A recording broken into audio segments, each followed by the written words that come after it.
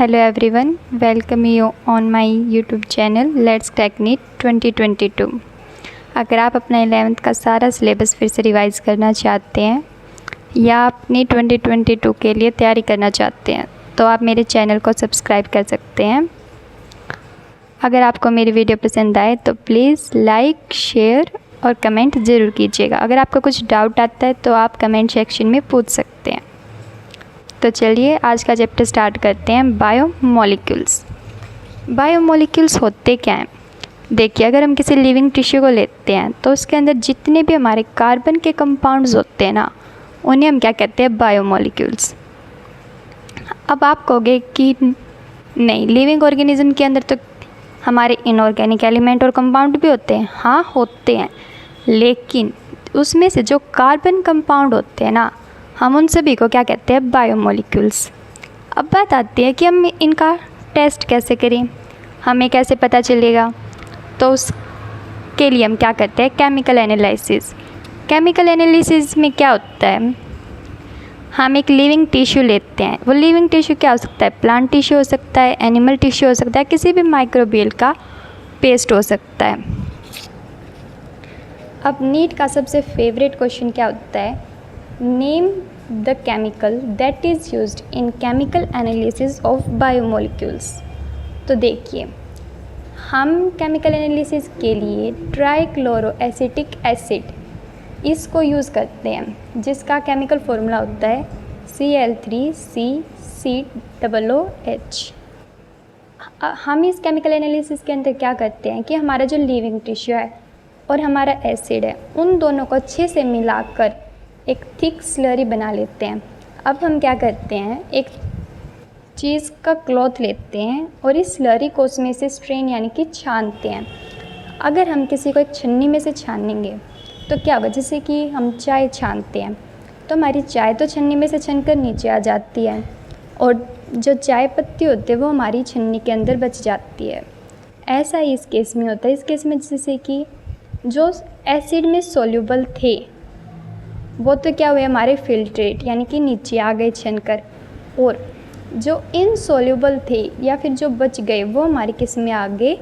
रेटेंटेट में। अब बात आती है कि हमारे फिल्ट्रेट एसिड सोल्यूबल में क्या आते हैं? फिल्ट्रेट एसिड, जो हमारे फिल्ट्रेट होते हैं वो हमारे एसिड में सोल्यूबल होते हैं। इसके अंदर भी दो टाइप के माइक्रोमोलिक्यूल्स आते हैं, एक होते हैं इनऑर्गेनिक और एक होते हैं ऑर्गेनिक। इनऑर्गेनिक के अंदर बेसिकली क्या आते हैं? जैसे कि उसके अंदर जो भी हमारा वाटर था, गैसेस थी या आयंस थे। आयंस जैसे कि Na+, K+, calcium, magnesium, phosphate etcetera. जबकि ऑर्गेनिक कैटेगरी के अंदर हम उन्हीं मॉलिक्यूल्स को रखेंगे जिनका मॉलिक्यूलर वेट 18 to 1800 डाल्टन होगा। और इनकी एक और ख़ास बात क्या है कि ये मोनोमरिक फॉर्म होती है इनकी, यानी कि सिंगल ही यूनिट में ही हमें मिलते हैं। जबकि अगर हम इन्हीं मोनोमरिक यूनिट को बहुत सारे को जोड़ दें तो ये पॉलीमरिक फॉर्म बना लेते हैं, जिन्हें हम किसके कैटेगरी के अंदर रखते हैं? रेटेंटेट या एसिड इनसोल्यूबल। इसके अंदर क्या होता है कि हमारे सारे ऑर्गेनिक बायो मैक्रोमोलिक्यूल्स, ये मैक्रो वर्ड इंडिकेट करता है कि यहाँ पे क्या एक पूरी यूनिट है। अब इसके अंदर हम किन्हें रखेंगे? इसके अंदर हम उन्हें रखेंगे जिनका molecular weight is above 10,000 Dalton, और इसकी फॉर्म कैसी होगी? हमारी पॉलीमरिक फॉर्म। अब बारी आते हैं इनमें हमारे एग्जाम्पल्स की।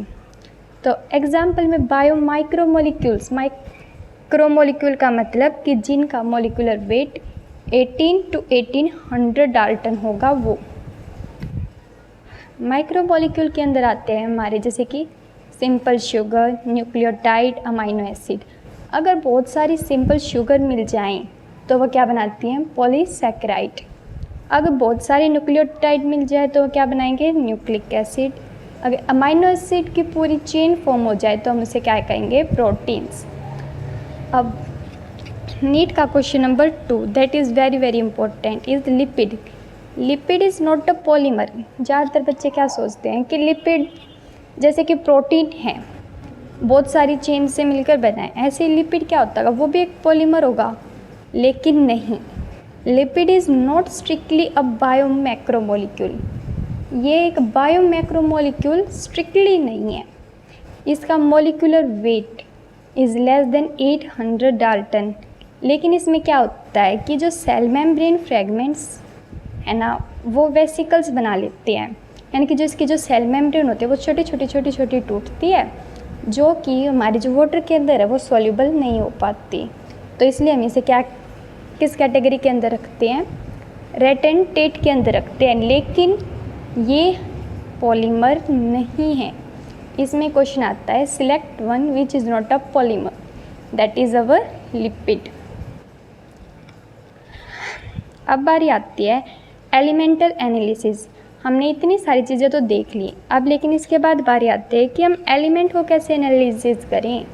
तो एलिमेंटल एनालिसिस के अंदर क्या होता है कि जो elemental analysis gives elemental composition of living tissue in the form of hydrogen, oxygen, chlorine, carbon etcetera. इसके अंदर क्या होता है कि हमने वहाँ पे तो पूरे मॉलिक्यूल्स पढ़े, लेकिन इसके अंदर बेसिकली क्या पढ़ते हैं, सिर्फ एलिमेंट्स को ही पढ़ते हैं। जैसे कि अगर कोई लिविंग टिश्यू लेंगे हम, तो लिविंग टिश्यू में क्या होगा, अगर वो वेग है यानी कि अगर वो गीला है तो उसका वेट जो आएगा वो क्या होगा, वेट वेट। अगर हम उसी लिविंग टिश्यू को ड्राई करते हैं यानी कि उसका सारा H2O को इवेपोरेट कर देते हैं, तो वो क्या बन जाता है, हमारा ड्राई वेट। ऐसे क्या होता है कि अगर हम ड्राइड लिविंग टिश्यू लेते हैं और उसे बर्न करते हैं तो क्या होता है कि उसके जितने भी कार्बन के कंपाउंड्स होते हैं वो सभी CO2 और H2O के अंदर ऑक्सीडाइज हो जाते हैं, क्योंकि कार्बन कंपाउंड्स हैं। तो देखिए इनके अंदर बेसिकली क्या होगा, कार्बन, ऑक्सीजन और हाइड्रोजन। तो अब क्या होगा कि जो कार्बन और ऑक्सीजन होंगे वो मिलकर CO2 बना देंगे, और अगर हाइड्रोजन और ऑक्सीजन होंगे तो मिलकर H2O बना देंगे। अब जब हम ड्राई लिविंग टिश्यू को बर्न करते हैं तो हमें मिलती है ऐश होती है राख। इसके अंदर सिर्फ इनऑर्गेनिक एलिमेंट्स ही होते हैं। तो चलिए आज हम यहीं तक ही करते हैं, नेक्स्ट हम अपनी नेक्स्ट वीडियो में करेंगे।